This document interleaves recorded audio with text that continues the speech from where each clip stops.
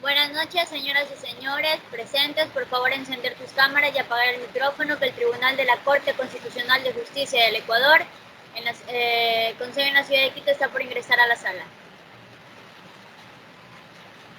Buenas noches con todos los presentes. Soy la doctora Andrea Bastida Zambrano, jueza ponente de la Corte Constitucional del Ecuador, junto con mis compañeros que integran el tribunal, el doctor Israel Araki y la doctora Lisbeth Poma.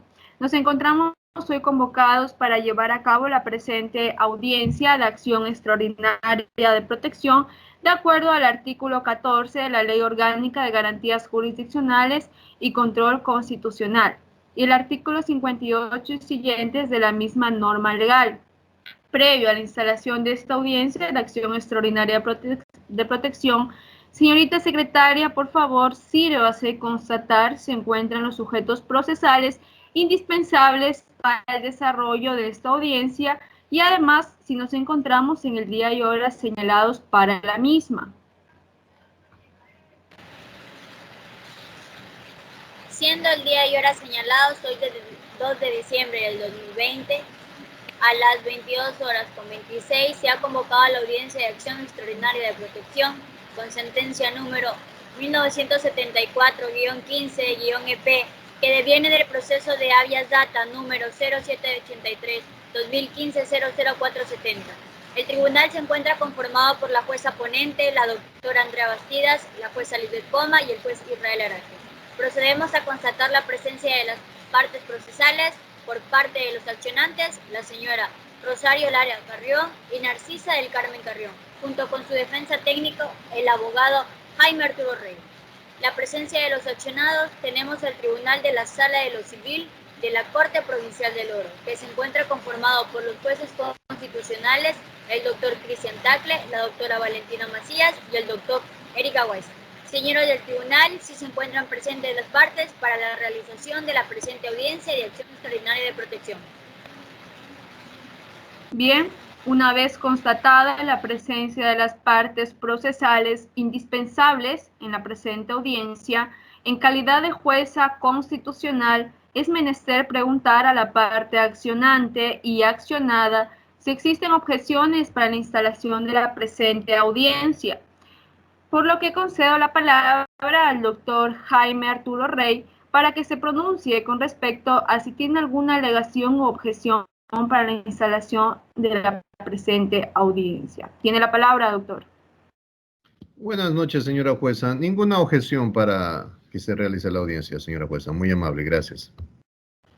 De la misma manera, pregunto al Tribunal de la Corte Provincial de la Sala Civil del Oro si tiene alguna objeción para la instalación de la presente audiencia, por lo que concedo la palabra al doctor Cristian Tacle para que se pronuncie con respecto a si tiene alguna alegación o objeción para la instalación de la presente audiencia. Tiene la palabra, doctor. Muy buenas noches, señores jueces del tribunal, señorita Gloria del despacho, parte accionante, público presente. No tengo ninguna objeción para la instalación de la presente audiencia. De la misma manera, pregunto a la doctora Valentina Macías si tiene alguna alegación o objeción para la instalación de la presente audiencia.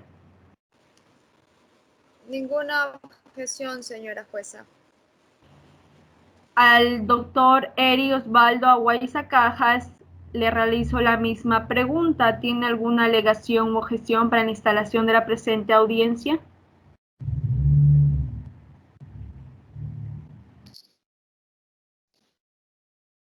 Buenas noches, señora jueza.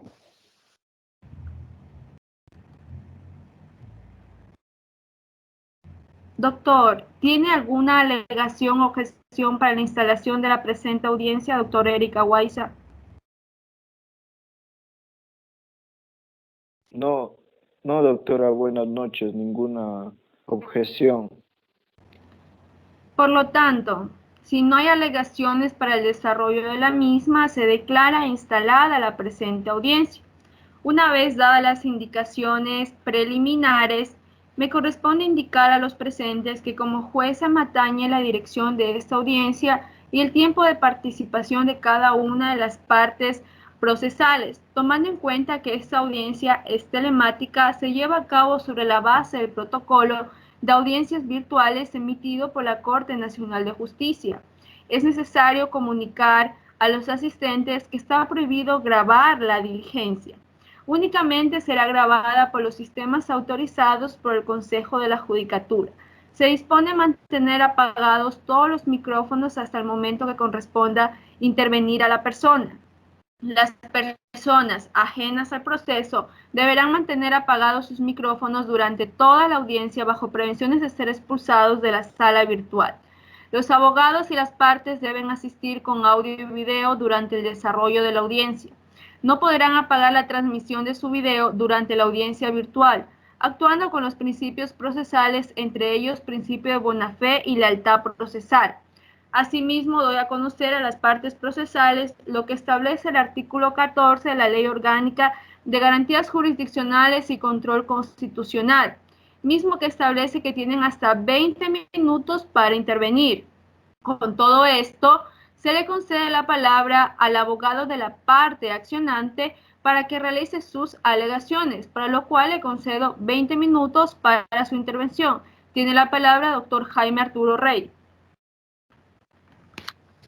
Buenas noches, señores jueces de esta Corte Constitucional. La presente acción extraordinaria de protección se sustenta bajo lo siguiente.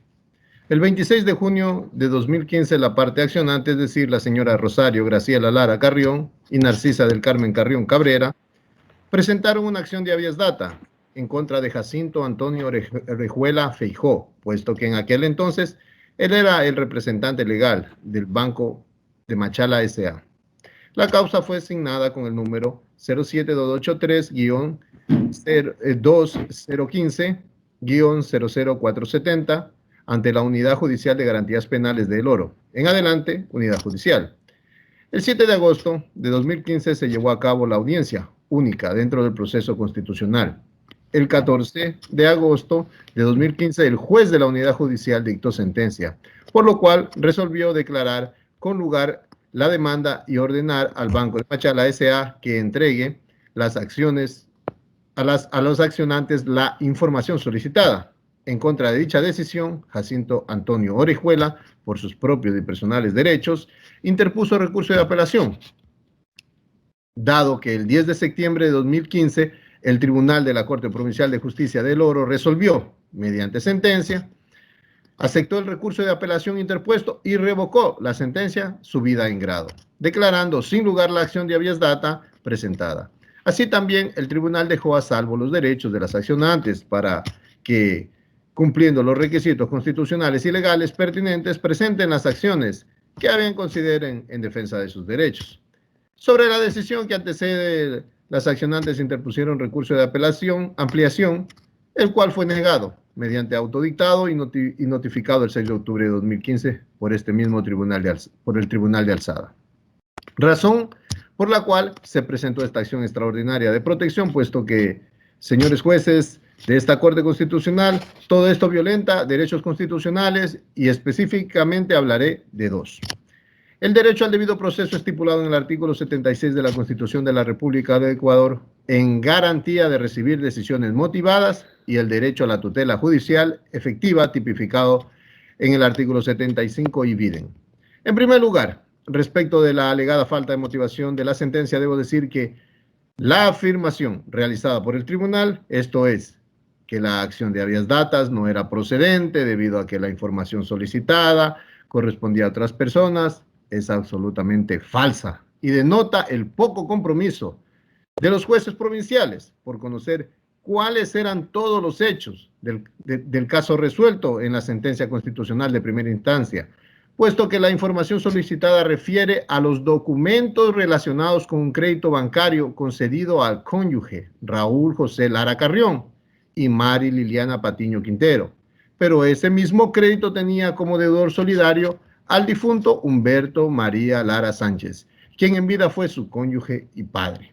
En segundo lugar, la sentencia vulneró el derecho a la tutela judicial efectiva porque la sentencia no cumplió con las exigencias constitucionales de los procesos de garantías jurisdiccionales y se dio preferencia a las meras formalidades al indicar los jueces que no se notificó al legítimo pasivo, cuando éste sí compareció al proceso. En virtud de estas alegaciones, Miembros de esta Corte Constitucional, solicito que se declare la nulidad de la sentencia impugnada y se deje en firme la sentencia de instancia expedida el 14 de agosto del 2015. Gracias, señora jueza. Esto es todo en cuanto puedo expresar por el momento. Bien, de igual manera concedo la palabra al Tribunal de la Sala de lo Civil de la Corte Provincial de El Oro, otorgándole la palabra al doctor Cristian David Tacle Velasco, y de igual manera que nos indique la forma en la cual van a intervenir el tribunal accionado. Tiene la palabra, doctor. Gracias, señora jueza. Para usos de audio, quien hace uso de la palabra es el doctor Cristian David Tacle Velasco. Señores jueces, en virtud de lo establecido en el artículo 327 del Código Orgánico de la Función Judicial, hemos concurrido a la presente audiencia en calidad de jueces, los doctores Valentina Macías y el doctor Erika Guaiza, y mi persona para ejercer nuestros propios derechos, nuestra defensa, en vista de que hemos sido demandados. Los tres jueces vamos a intervenir de la siguiente manera. En primer lugar, mi persona. En segundo lugar, el doctor Erika Guaiza. Y en el momento procesal oportuno, lo va a hacer la doctora señora jueza Valentina Macías. Señora jueza, si bien es cierto, fuimos convocados por el Pleno de la Corte Constitucional del Ecuador para reconocer respecto a la sentencia dictada en la Corte Provincial del Oro. Cabe mencionar que en nuestra sentencia dictada por la Sala de lo Civil de la Corte Provincial del Oro, dictada el 10 de septiembre del 2015 dentro del proceso de habeas data 07-283-2015, 00470, el mismo que resolvimos sin pasar por alto lo que es la motivación de la decisión judicial, pues este es un principio constitucional que forma parte del debido proceso. Nuestro fallo judicial nunca vulneró ningún derecho, ni al decidir la resolución motivada, ni tampoco de afectar a la seguridad jurídica, pues la decisión judicial impugnada ha sido utilizada normas constitucionales específicas, doctrina y jurisprudencia constitucional que se refieren a la pretensión y a los hechos probados por el accionante. Es importante traer a colación, señores jueces, por qué se aceptó el recurso de apelación y se revocó la sentencia de primera instancia. Esto es, puesto que en el proceso de habeas data no se cumplió con la notificación a la compañía demandada, tal como lo prescribe el artículo 8, numeral 4 de la Ley Orgánica de Garantías Jurisdiccionales y Control Constitucional, ya que no consta de autos la razón actuarial de la notificación respectiva a su representante legal, pese a que el accionado, el ingeniero Jacinto Orejuela, hizo conocer el particular al juzgador acuo sin que éste haya subsanado el proceso y continuó con el mismo sin notificar a los representantes legales de la entidad accionada como legalmente corresponde, provocando la indefensión y violación al debido proceso y a la seguridad jurídica que proclama nuestra Constitución de la República. La parte accionante en su escrito de recurso extraordinario de protección no especifica de qué manera ha sido afectada a sus derechos que invocan. Asimismo, hace un análisis del recurso de apelación, pero no manifiesta por qué vulnera sus derechos ni tampoco qué se ha incumplido en la falta de motivación y de la vulneración del derecho de la seguridad jurídica. Del expediente y de la subsunción del hecho a la norma, esta es la acción de habeas data establecida en el artículo 92 de la Constitución de la República del Ecuador. Se observa que la información objeto de esta garantía constitucional que por hoy estamos no corresponde a documentos, informes, banco de datos que pertenezcan al accionante, por lo cual, señores jueces, la acción se torna en improcedente. Hasta aquí mi intervención, señora jueza, gracias. Bien, una vez escuchada la intervención de las partes, pregunto a mis compañeros Israel Araque y Lisbeth Poma si tienen alguna pregunta que realizar. Le otorgo la palabra al doctor Israel Araque. Por el momento no tengo ninguna pregunta que hacer. Bien, le otorgo la palabra a la doctora Lisbeth Poma. No tengo preguntas, señora jueza. Bien, una vez escuchada la intervención de las partes y de conformidad con lo establecido en el artículo 14 de la Ley Orgánica de Garantías Jurisdiccionales y Control Constitucional, pregunto al abogado de la parte accionante si desea efectuar su derecho a la réplica. En caso de serlo, tiene 10 minutos para su intervención.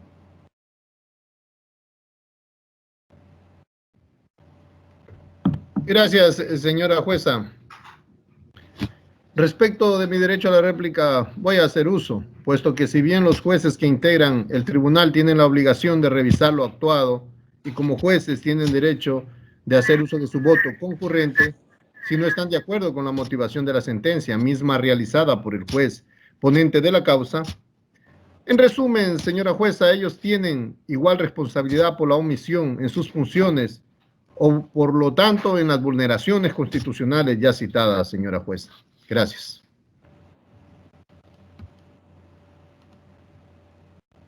Bien, de la misma manera otorgo la palabra a la doctora Valentina Macías para que se pronuncie con respecto a la réplica.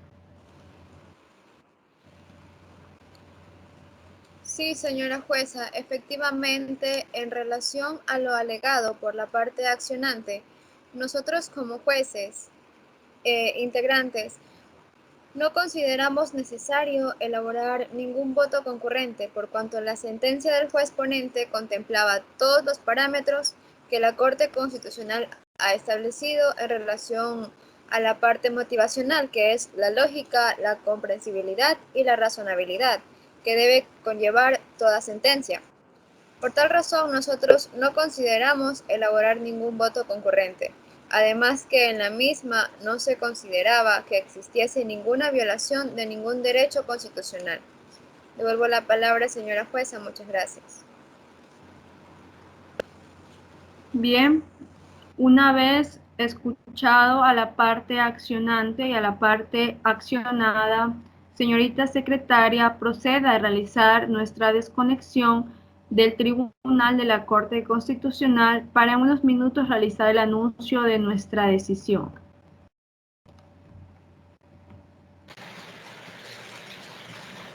Se ha procedido a la desconexión. A continuación, el Tribunal de la Corte Constitucional de Justicia va a dar el anuncio de su decisión. Por favor, enciendan sus cámaras y apaguen los micrófonos.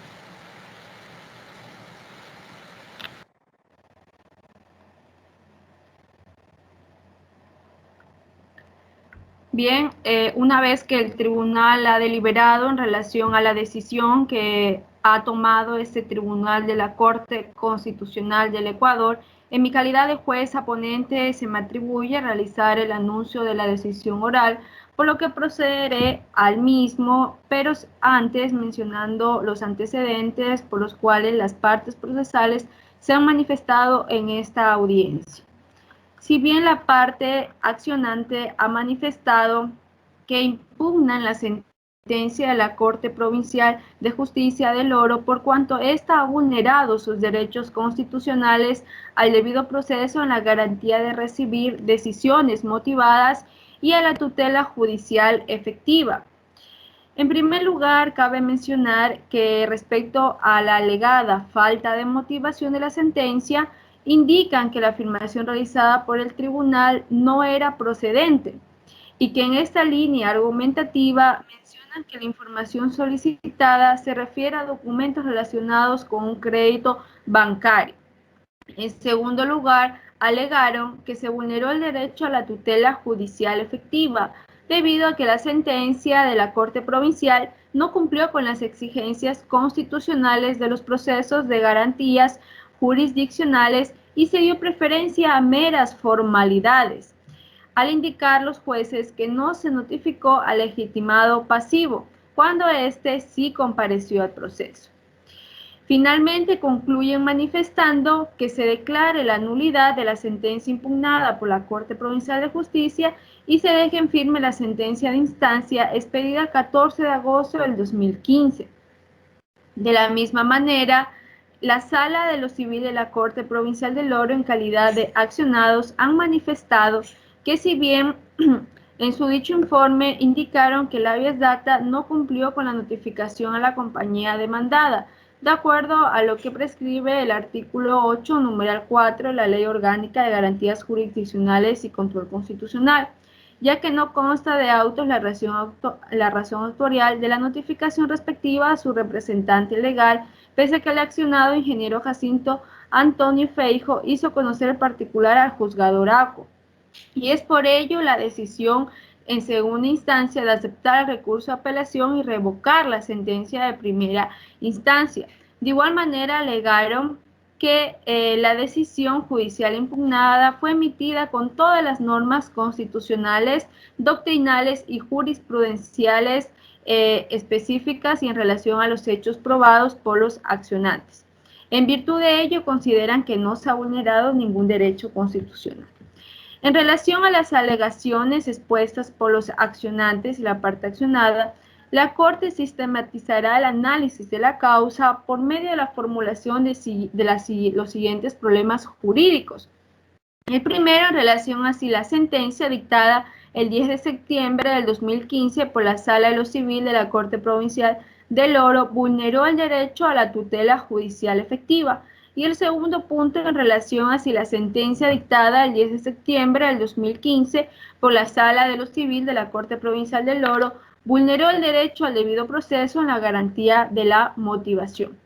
Para lo cual es necesario manifestar que si bien la Corte ha indicado que la debida diligencia implica que los juzgadores tienen la obligación de observar las garantías del debido proceso y actuar de forma cuidadosa en la tramitación de las causas puestas a su conocimiento, de modo que deben velar porque en todo proceso las personas reciban una respuesta oportuna a través del ejercicio de las garantías mínimas previstas en la Constitución. Los accionantes han indicado que la decisión judicial impugnada vulneró su derecho a la tutela judicial efectiva, porque en ella no se cumplió con las exigencias constitucionales de los procesos de garantías jurisdiccionales y se dio preferencia a meras formalidades al indicar que a los jueces no se notificó al legitimado pasivo cuando éste, a su criterio, sí compareció al proceso. De igual manera, cabe manifestar que la Ley Orgánica de Garantías Jurisdiccionales y Control Constitucional no obliga al accionante de una garantía jurisdiccional a identificar en la demanda al representante legal de la persona jurídica privada en contra de la cual se propone la garantía, sino más bien a indicar los datos necesarios para conocer a la persona jurídica privada demandada. No obstante, es necesario enfatizar que una persona jurídica privada solo puede comparecer a un proceso judicial por medio de una persona que ejerza su representación. Aquello no obsta que en el caso de que la persona jurídica privada se enterase de una demanda en su contra, ésta puede comparecer al proceso a ejercer sus derechos, ya sea mediante su representante legal o procurador judicial.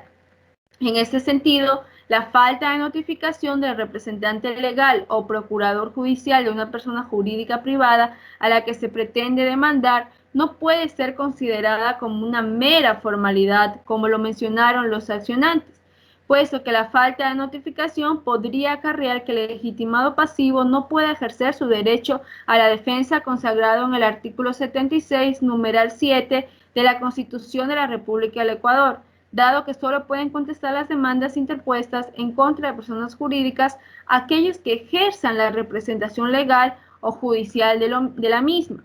Por lo que, de acuerdo a las atribuciones de esta Corte Constitucional y en mérito de lo expuesto, administrando justicia constitucional y por mandato de la Constitución de la República de Ecuador, el Pleno de la Corte Constitucional ha resuelto aceptar la acción extraordinaria de protección asignada con el número 1874-15-EP, declarar que la sentencia del 10 de septiembre del 2015 vulneró los derechos constitucionales a la tutela judicial efectiva y a recibir decisiones motivadas, dejar sin efecto la sentencia del 10 de septiembre del 2015 y ordenar que otro tribunal de apelación designado mediante sorteo conozca del proceso de habeas data, asegurándose el cumplimiento de las garantías mínimas del debido proceso a las partes procesales.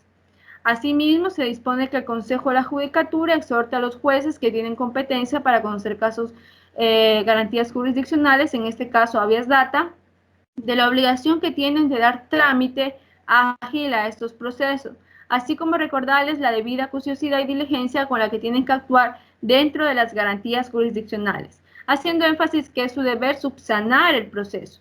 El Consejo de la Judicatura deberá informar sobre el cumplimiento de esa medida a la Corte Constitucional en el término de 30 días. Para tal efecto, la Secretaría General de la Corte Constitucional deberá oficiar al director general de dicho organismo con copia útil de la presente sentencia. Con esta resolución de forma oral quedan notificados. Muchas gracias por la presencia por estos medios telemáticos. Tengan todos muy buenas noches. Gracias, señora jueza. Gracias, señora jueza. Gracias, señora jueza.